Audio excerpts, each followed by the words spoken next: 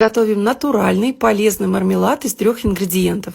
Вот сказала из 3, значит из 3, и ни капли больше. Порадуйте своих деток такой вкусняшкой. Ладно, взрослым тоже разрешается. 4 больших апельсина очищаем, нарезаем на кусочки и измельчаем в блендере. Далее эту смесь надо процедить. Откидываем ее на дуршлаг и выжимаем из нее все соки. Тут надо постараться применить силу, потому что каждая капля сока дорога. Из этого количества у меня получилось практически пол-литра натурального сока. Вливаем его в сотейник, но не весь, 50 грамм оставим. Я добавила 1 ложку сахара, а вы добавляйте по своему вкусу. Сотейник ставим на огонь. В оставшийся сок всыпаем 2,5 чайных ложек агар-агара. Когда сок с сахаром начнет закипать, вливаем агар-агар. При постоянном помешивании провариваем еще 3-4 минуты. Снимаем с огня и горячим разливаем по заранее приготовленным формочкам.